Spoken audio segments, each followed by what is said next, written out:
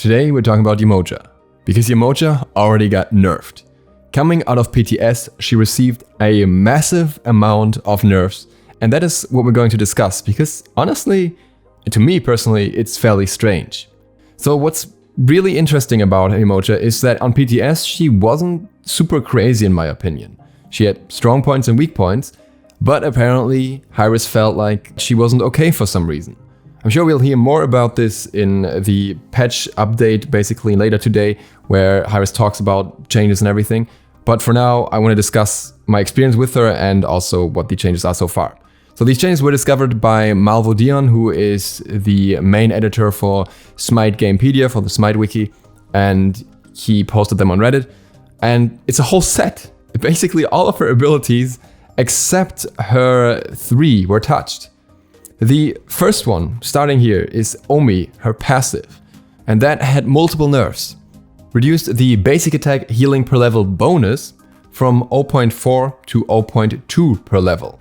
So the basic attack healing is 1 by default every 0.5 seconds, and then that is plus 0.2 per level. So previously it was 9 every 0.5 seconds or 18 every second, and now it's 5 every 0.2 seconds or 10 every full second. 10 healing per second is pretty low. I can see how in the laning phase this might be something that, you know, is worth keeping in mind considering it's just procced by a basic attack and everything, but in late game that feels like a tickle heal basically. That feels like, I don't even know, popping a pot. Quite literally, because a health potion heals 10 health per second. And have you ever really bought healing potions in late game unless you really had everything else that you needed? They aren't very impactful. But I mean, it's just a passive heal, but I just wanted to give that as a bit of a frame of reference. Additionally, it received another nerf as well. Reduced the increased healing buff that you receive after using a basic attack from 20% to 10%. Now I gotta be honest, I forgot that this exists even, I didn't even use it in the games, but it's really weird because 10% feels like in many situations it might not even be worth it unless you basically do an attack cancel from your basic attack into your heal on your ally. Because you want to heal at the right moment, especially since it comes with a shield as well. You want to be quick about it and trying to land the basic attack first, which I think is also a slower projectile than the two. This might just be a feeling. But either way, trying to land that first may just be the difference in time for an ally to not survive. And as out of combat healing, it's also pretty whack. And then we have the first ability, Bouncing Bubble and Moonstrike. Bouncing Bubble received some buffs actually, which is interesting. Increased bubble damage from 40 to 180 to 40 to 200. Also, increased bubble damage scaling from 30 to 40%.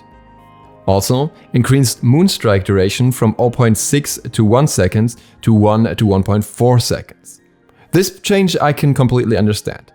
The last one here, being the stuns. Her CC, for the amount of setup it requires, or the amount of timing it requires, was very, very short, and I felt that was kind of strange on PTS because really, she does have a lot of different types of CC, but this is her main CC without using her ultimate, so it should be decently impactful still in my opinion. So I understand that buff. The other buffs are kind of beyond me. Yes, it's a little bit more damage, I guess it's to help her clear a little bit, but then she's also support anyways. So yeah, I guess. The bubble, in my opinion, is not going to be a threat either way in most situations, as it's simply so slow that it's so easy to avoid unless you just don't see it bouncing or don't see it coming at all.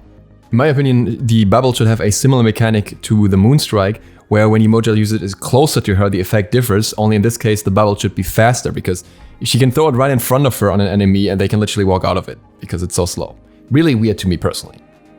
And then we have Mending Waters. Mending Waters also got a nerf. So it got a buff at the same time, but this buff, again, very, very weird. Increased the shield damage multiplier from 1.5 to 3 to 2, 3 on the last one. 4 times 2. So this is, again, very strange. The damage multiplier against a shield is her being able to damage an enemy's shield heavily by using this ability, which I think is a very cool, unique mechanic. But first of all, keep in mind she is a support-style character with healing mechanics. Now, sure, you can use this ability twice in a row for different purposes, But you're primarily gonna use this ability for healing because this is your main thing that helps allies unless you want to get them out of the fight completely. So I don't think there are that many situations where you're actively gonna use this against enemy shields, unless it really has a big benefit in the situation.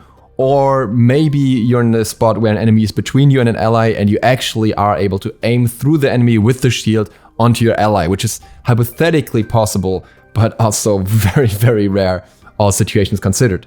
And sure, the multiplier for that is increased a little bit, but it really seems a very pointless niche change to me that will hardly ever have an impact. Because at the end of the day, you're not gonna use this primarily for this purpose. But speaking of the purpose, the main purpose of this ability is again to heal. The heal, however, was heavily nerfed. Reduced the heal from 50 to up to 250 to 20 up to 100. So a more than 100% nerf on the healing here. 150 base healing removed from this. That is pretty crazy. Now I can see why the initial value was too high. I compared this to other healers, and you have Hel and Aphrodite and stuff, and they kind of don't really reach 250. They're usually either having that as a heal over time as well, or they have it on a single target, or with Hel you also kind of have to split your heals between the two different heals, though in that case you can heal more than that. But I can understand that. I can understand why 250 as a bouncing heal between your allies was a problem. But nerfing it down to 100, starting with 20? That heal at the start of the game is an absolute tickle to your allies. It's just, you might as well not use it. And that makes it sound like instead you're supposed to use it for the shield. But the shield was also nerfed. The shield was nerfed from 50 to 250, same values here, down to 40 to 200. So we still have a decent amount of value on the shield compared to before, but it's also nerfed. And that seems very weird to me. After all, the Goddess of Demonetization can achieve a higher instant shield value if an enemy is nearby that can also be further increased. I know that Hi-Rez doesn't like out of combat healing all that much and they want to scale that back as far as possible, but it still seems like too much of a sudden, oh my god, she heals too much, we're gonna nerf her heal into the ground move. And I don't like that. I don't understand that, and it makes me somewhat unhappy because I was really excited for Yemoja initially, and this really takes away from the identity that she seems to have been created with. And last but not least, her ultimate also got a nerf, changed the Omi regeneration buff from 8 seconds upon casting the ability to 4 seconds after entering the area of effect, which refreshes as long as Yemoja stands in the area. Now I'm okay with this particular one, because as far as I understand it, this just means that you have to stay in the area of the ultimate during the effect, because it will still last for 4 seconds afterwards. It may cut off like half a second here or something, if I'm understanding it as it is written here, and if this is actually how it's meant to be working, then it should not make a difference as long as you're in the area for the ult itself, and using the ultimate to just then use other abilities while running away from it seems a bit weird anyway, or seems like not the way that she's designed to be played, so I can understand why this nerf was made. And now that we've looked at these changes, I want to talk a little bit about Yemoja as a whole. So I think that she is design-wise a very cool character. She's got really cool, unique abilities with cool effects to them. She has a cool, unique design, so everything that I would have wanted from a character. And she is also a guardian that really feels like she would bring something fresh to the duo lane. And I don't understand why she's getting released in this state. Now Yemoja from the start had weak points. She is designed with a very high skill floor as well as cap, I would say. Something that I think we won't be seeing reached for a long time. It's basically the same story as with Persephone, and people are now starting to pick her up, and I think that's going to be the same for Yemoja, only that even when you start to pick her up, you still have to be relatively skilled to hit her abilities reliably, because one of them gets smaller when you target enemies further away, the other one is very slow, and one has to be very precisely placed, and you have to know the wind-up, so there's a lot to pay attention to. And she also is very skill shot heavy when it comes to her healing, which is somewhat unusual in Smite. With Hel, for example, you have one ability that you need to aim, but you also have a reliable AoE heal. With Aphrodite, you can't miss your heal as long as you have kissed someone. So to me, it seemed like you would be rewarded for having a relatively hard guard by the abilities paying off more when you hit them. But that doesn't seem to be the case in her current state, to me personally at least, and I know that many people so far share this experience. I think especially the fact that your CC is also hard to hit, when the CC is what a Guardian uses to set up for their team, means that she would have something else as a trade-off that is relatively strong. Every major impact of her kit basically needs to be confirmed twice. You need to hit a basic attack to then hit your heal, which are both skill shots, and your allies can still walk around while doing that, so they can basically juke your heals.